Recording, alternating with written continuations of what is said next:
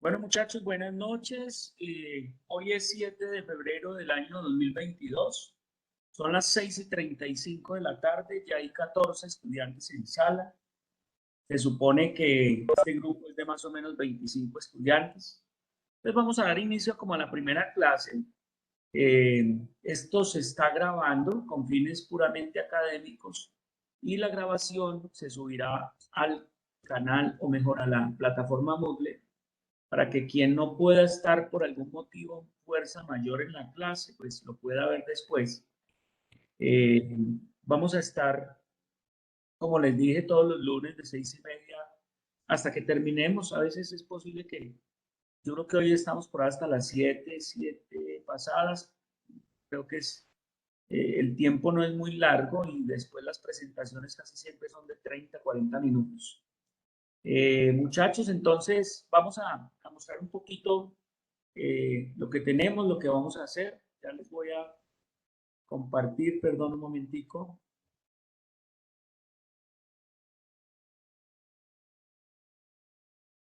Muy bien. ¿Todos están viendo ahí? Sí, doctor. Listo, muy bien. Entonces vamos a, digamos que el tema grande de la clase es la parte de concertación, de mostrarles las temáticas que vamos a ver, la forma de evaluar, la dinámica con la que vamos a trabajar y listo. Y el tema central, pues, el núcleo temático central es el proceso diagnóstico. Básicamente, aquí tenemos unos grandes objetivos de nuestro línea, o mejor electiva, pensamiento clínico. Vamos a estudiar las bases del pensamiento crítico y la estructura como aporte al desarrollo de un pensamiento clínico. Hacemos un repaso, una revisión del pensamiento clínico desde el pensamiento científico como una base además del mismo. Caracterizamos aspectos fundamentales de ese pensamiento clínico, el pensamiento crítico y la estructura. Vamos a ver obviamente cuál es la propuesta de quien les habla de cómo hacer procesos diagnósticos sistemáticos, juiciosos, cómo hacer análisis clínicos de diferentes temas o diferentes sistemas en la medicina. Y en últimas, ojalá esto les sirva de aporte para desarrollar un pensamiento clínico como tiene que ser en este trasegar por la medicina. Eso es como parte de la apuesta de este espacio. Entonces, mire, los temas son pocos. El tema de hoy, entonces, el día de hoy es acta de concertación, fundamentos del proceso diagnóstico. El tema de la siguiente clase, ustedes se van a dividir en 3 grupos iguales, de más o menos 8 estudiantes. Por favor, cuando se dividan, me mandan el listadito al grupo WhatsApp. Y el primer grupo tiene la revisión del pensamiento científico. El segundo grupo hace revisión del pensamiento crítico y el tercer grupo hace revisión del pensamiento clínico. Esa temática, como todo está en el canal, todo está en la plataforma, tienen que revisar que eso ya no se haya revisado por otros grupos para que no vayan a copiar y hagan su propio desarrollo. El siguiente tema es el proceso diagnóstico, prácticamente lo hago yo. El siguiente tema empezamos durante todo el semestre a hacer casos clínicos discutidos y el proceso diagnóstico, eso no, prácticamente el segundo corte hacia arriba es lo que vamos a hacer. Comenzando por la demostración. No, pero es que desde hace cuántos años estamos tú y Yo yo les juntos. hago todo un caso clínico, hago toda la revisión y la idea es que ustedes, a partir de ahí, empezamos un grupo cada 8 días a hacer lo mismo con otro caso clínico de un sistema que yo voy colocando. Y el cuarto, digamos, cada cuarta clase, yo les vuelvo a aportar con la revisión. Obviamente, en la revisión que ustedes hacen, hacemos la discusión. Yo pienso que este espacio es muy rico, este espacio se vuelve agradable, es un espacio que ustedes lo tienen que disfrutar y más una electiva hay que disfrutarla, uno debería disfrutar todo, pero en electivas esto no puede ser ni un tedio, ni un terror, ni pueden ustedes decir qué pereza ir a ese encuentro con ese docente, ¿no? Yo quiero que, como dicen, que disfrutemos de la educación y que disfrutemos de una cosa que debe ser muy importante para la formación de un buen médico general, para la formación de un buen clínico, como es esto del pensamiento clínico. ¿Cuáles son las evaluaciones? Tienen 3 cortes, 30, 30 y 40, son los mismos de la universidad. Y básicamente yo en el primer corte, yo saco por ahí una nota previa, sale de las exposiciones y saco una nota de parcial. Esa nota de parcial sí eh, la saco ya de la temática que revisamos en los 3 o 4 clases. Hacemos el parcial, son preguntas del parcial, son 10 preguntas en plataforma Moodle. Y el porcentaje es 50 y 50, o sea, 50 nota previa y 50% la nota del parcial. Casi que a partir del segundo corte hacia arriba, la nota lo da la exposición y la participación. Yo quiero que tampoco se parrandeen este espacio, que empiecen a faltar. Voy a llamar lista en la medida en que vea que la gente empieza a faltar y este espacio, acuerde que prácticamente se pierde con 2 inasistencias. Entonces, para que lo tengan en cuenta, la siguiente clase, según la asistencia, yo llamo a lista. Si no, no, simplemente, ojo, quien tenga máximas dificultades, le ruego el favor de avisar, le ruego el favor del grupo WhatsApp, respetar el espacio y simplemente poner su excusa ahí, pero que sea una cosa de fuerza mayor. Esa es como la evaluación. Voy a mostrarles, permítanme, un poquito el espacio virtual.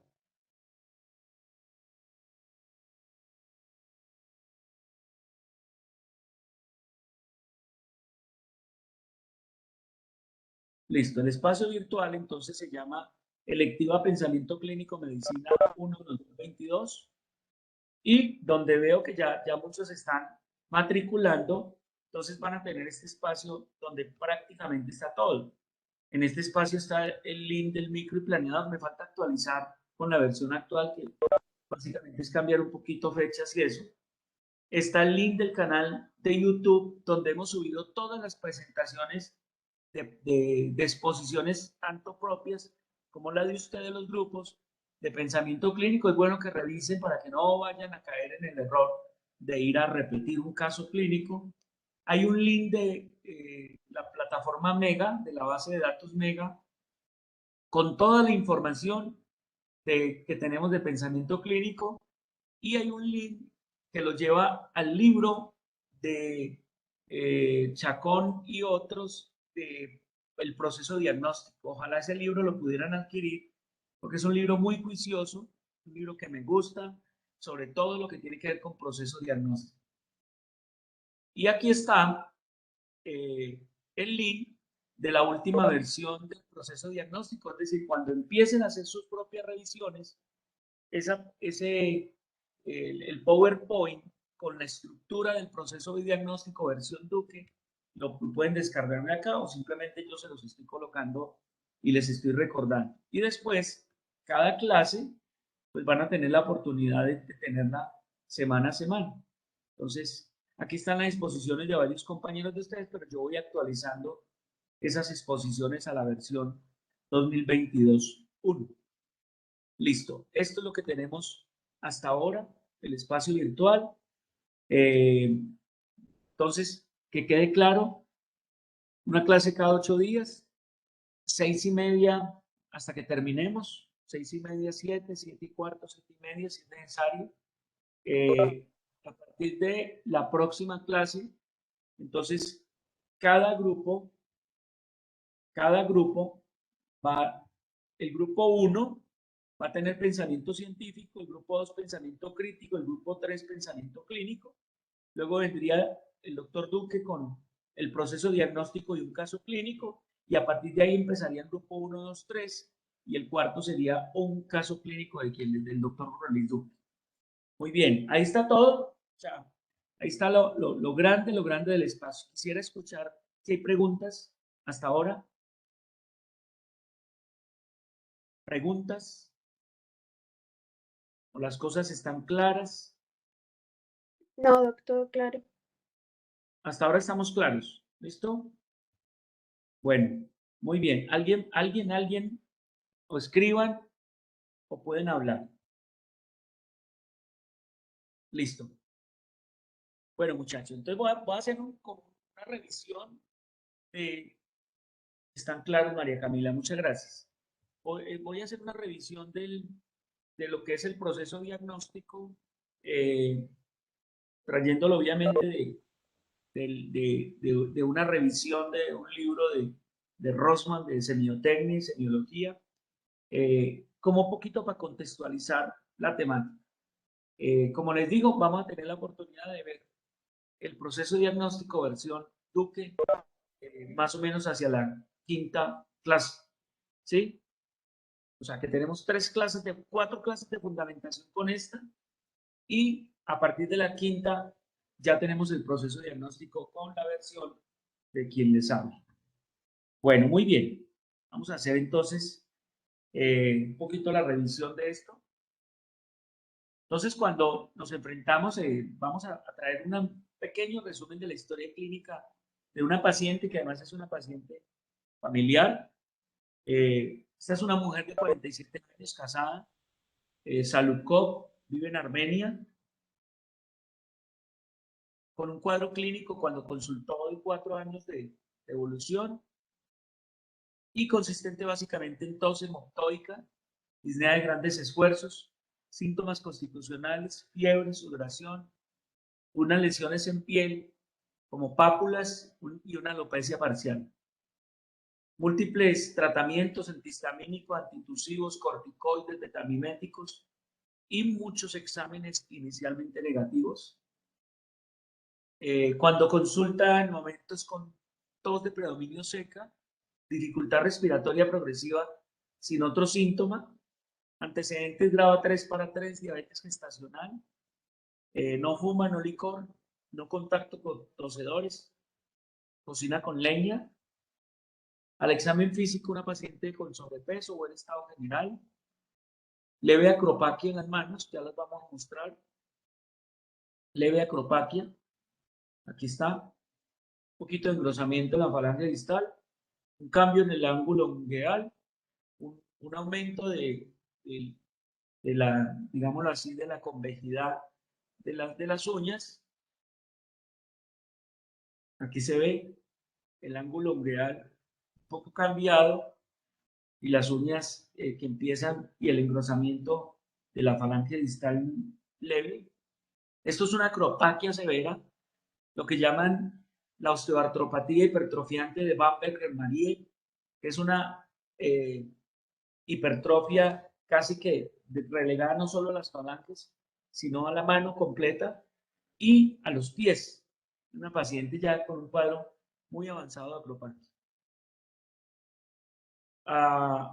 En el tórax, leve disminución de la expansibilidad, vibraciones vocales aumentadas en bases, un crujido pulmonar en bases, sibilancias al final de la expiración y unos ruidos cardíacos normales. Muy bien. Entonces, muchachos, cuando nos enfrentamos a un caso clínico, empezamos a hacer un recorrido por los fundamentos del diagnóstico clínico.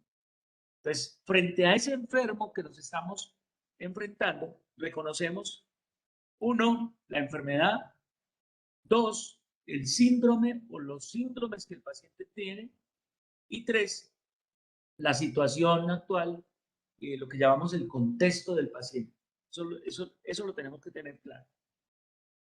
Y el diagnóstico médico básicamente requiere, uno, que nosotros reconozcamos e interpretemos las manifestaciones clínicas, ojalá casi siempre agrupándolas en síndromes. Dos, que conozcamos, obviamente, nosotros no podemos pretender enfrentarnos a pacientes sin haber leído suficiente y sin haber visto, ojalá, pacientes previamente. Entonces debemos conocer las enfermedades y la epidemiología, la prevalencia de los diferentes contextos. Y tres, lo que llamamos el contexto del paciente, ¿no es cierto?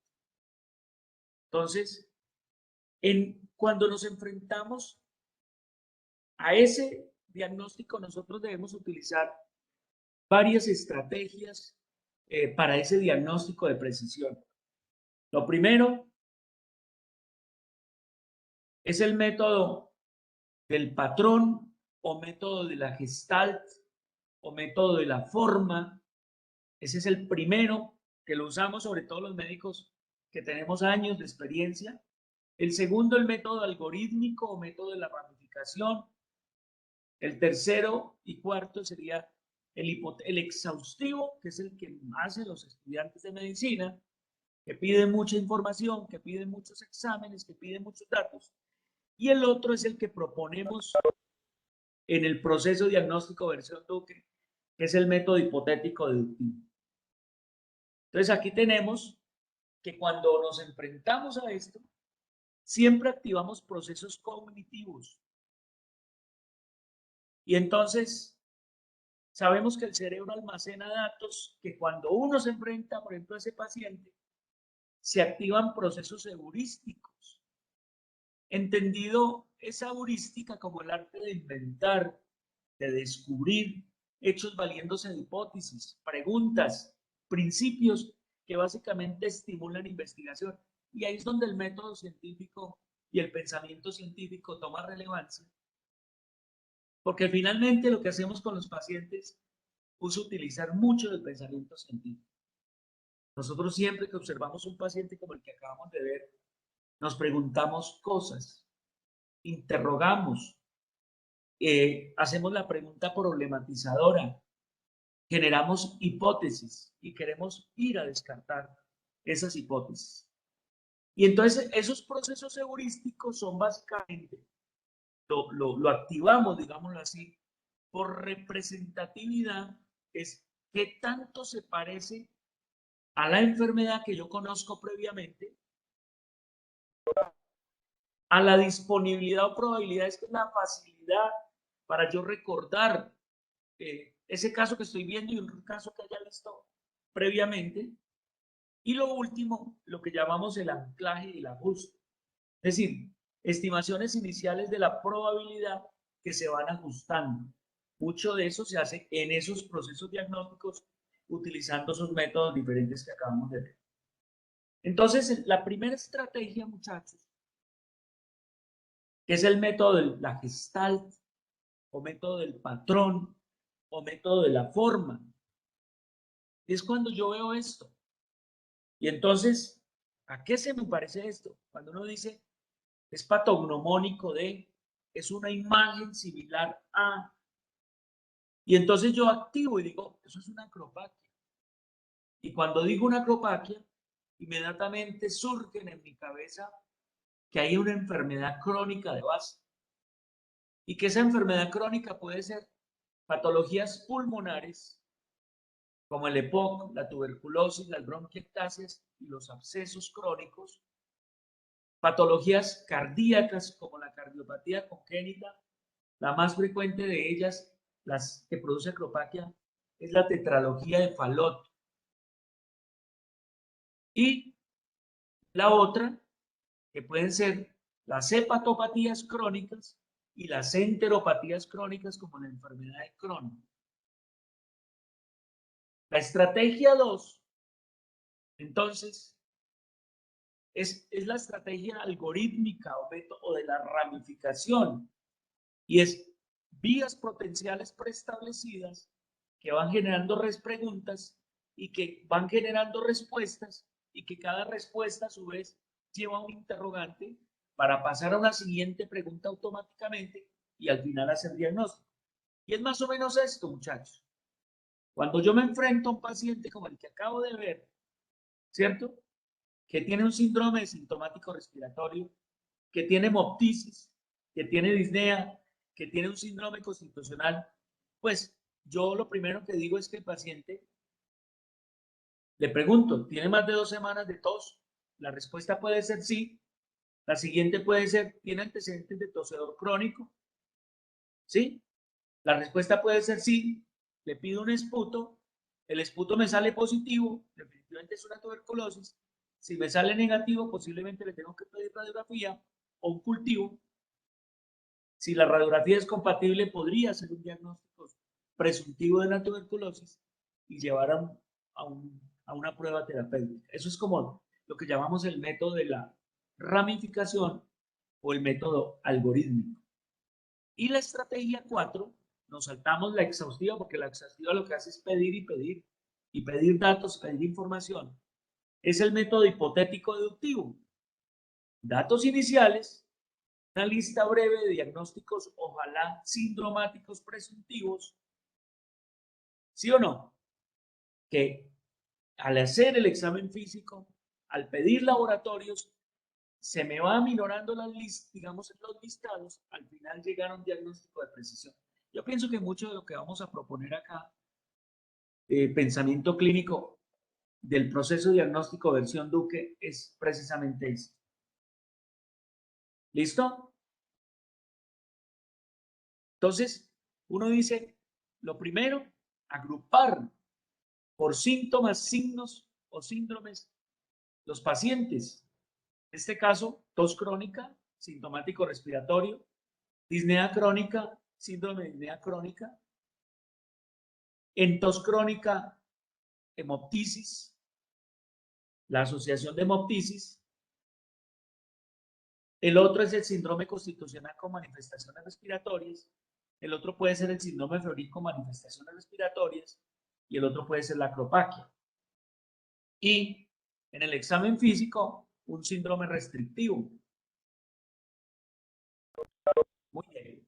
Cuando yo digo el sintomático respiratorio, esto es lo que me lleva a pensar que los pacientes puedan tener. Entonces, yo saco un listado de patologías, el Seidel me sirve mucho para eso, Seidel, la medicina interna de Seidel, donde puedo pensar en un EPOC, en una tuberculosis, en una micosis, en una bronquiectasia, una neoplasia, todo lo que me produce sintomático respiratorio, pero al final de pronto me voy quedando con EPID, que puede ser una de las posibilidades diagnósticas de esos pacientes. Entonces, pero desde la teoría de la más frecuente hasta lo más exótico, podemos tener un asma bronquial, una tuberculosis, una micosis, un EPI y una neoplasia pulmonar. Sintomático respiratorio. Hemoptisis, yo puedo pensar en causas pulmonares, vuelven las crónicas, la CEPID, el asma, la tuberculosis, la micosis, la neoplasia, o puedo pensar en causas vasculares, como la hipertensión pulmonar, el tromboembolismo pulmonar, o una de las valvulopatías o la cardiopatía que más puede producir hemoptisis, como es la estenosis mitral. Disnea crónica, vuelvo y agrupo y empiezan a aparecer denominadores comunes de lo que ya he mencionado. Y en síndrome febril con manifestaciones respiratorias aparecen otra vez muchas de las que ya hemos contemplado. Aquí está acropaquia, enfermedad crónica. Aquí está síndrome constitucional, las que salen del filtrado. Y cuando sumo lo que produce un síndrome más otro síndrome, pues yo encuentro unos denominadores comunes. Y aquí están los de disnea crónica, los de hemoptisis, síndrome febril con manifestaciones respiratorias, acropaquia, y encuentro, y el síndrome febril con, perdón, el síndrome constitucional con manifestaciones respiratorias. Al final, me quedo con muchas o con algunas pocas de ese filtrado que después de este proceso diagnóstico, utilizando diferentes estrategias diagnósticas, con que ese paciente pueda tener una EPID, ¿cierto? Que pueden estar las colagenosis, que pueden estar las micosis, que puede estar la tuberculosis. Y puedo emitir unas preguntas que me pueden orientar a diagnóstico específico. La disnea predominantemente expiratoria, mejora con broncodilatadores, eso puede ser un asma. La disnea se acompaña de ortopnea, disnea paroxística y edemas, eso puede ser una falla cardíaca. Hay compromiso articular, petequias, edema, eritema malar, eso puede ser un lupus. Hay adenopatía, agrandamiento salivar, compromiso ocular, esplenomegalia, lesiones cutáneas. Eso puede ser varias patologías. Dentro de las más importantes, entonces tenemos la sarcoidosis, que produce todo eso. Hay rinorrea purulisanguinolenta, ulceración mucosa, cutánea, puede ser una granulomatosis de Wegener. Hay antecedentes de consumo de amiodarona, fenitoína, metales, sílice, área rural, o hábitos sexuales con transfusiones, como el HIV, que también puede ser. Y no les llama la atención que la paciente nunca le remiten los síntomas, que persiste siempre con las patologías. Entonces, nos preguntamos cuáles de las anteriores enfermedades pueden tener remisión sin manejo específico. Y ahí encontramos la tuberculosis, el EPOC, el SEA pulmonar, las micosis, las colagenosis y muchas de las EPID. Muy bien. En un paciente, entonces, luego pedimos para clínicos dentro de esa reunión de alternativas. El paciente tenía unos paraclínicos básicos, prácticamente ahí normal. Aquí está el cuadro hemático con lo único plaquetas bajas y la sedimentación alta, una glicemia normal y un parcial de orina patológica. ¿Aló? ¿Sergio? ¿Aló? Los seriados de esputo con cultivos persistieron negativamente y esta paciente al final simplemente la utilizo como esta paciente tenía al final una proteinosis alveolar, o sea, una EPID. Terminó con una EPID y un lupus eritematoso sistémico. Ese es como digamos, la parte final de esa paciente. Muchachos, esto es como una cosa grande. Como les digo, la fundamentación, todo el proceso se los voy a repetir en la cuarta, quinta clase, pero más o menos para una ambientación de lo que va a ser toda esta revisión, toda esta electiva, mejor, pensamiento clínico. Bueno, muchachos, creo que hay gente que acaba de llegar, los últimos que entraron. Yo no sé si Isabela al fin se pudo. Isabela no la veo por acá. Colonia. Preguntas, muchachos. ¿Estamos claros? Nos vemos cada 8 días. ¿Estamos claros que se van a dividir en 3 grupos, en número igual de personas? ¿Estamos claros que cada grupo, el próximo grupo, grupo 1, sería el que revise pensamiento científico? El grupo 2 revisa pensamiento crítico y el grupo 3 hace una revisión de pensamiento clínico. Estamos claros también que vamos a tener evaluación y sale una nota previa básicamente de la exposición y va a haber bueno, hay un quiz también que yo les aviso, que les hago en plataforma Moodle, que se hago de 5 preguntas y que tienen básicamente que ver con este tema. Y un parcial que en el primer corte es un parcial y donde se evalúan pensamiento crítico, pensamiento científico, pensamiento científico, crítico y clínico, y el proceso diagnóstico que acabamos de ver. Bueno, Juan, si quiere después se pone de acuerdo con los grupos, a ver en qué grupo queda. Preguntas, muchachos. Ya todos deben de estar entrando a la plataforma Moodle, ahí va a estar todo. Como les digo, los tiempos van a ser más o menos de 30, 40, 50 minutos, el tiempo que necesitemos, pero pues la idea es que de esto no salgamos tan fatigados tampoco. Preguntas, muchachos. ¿Dudas? No, señor, por ahora no. Veo que hay 30 participantes en el WhatsApp. Creo que hay 20, ya les voy a decir cuántos hay. Ya me pusieron los grupos ahí. Hay 25, o sea que aquí están faltando 5 personas por entrar al grupo. Listo. ¿Listo, muchachos?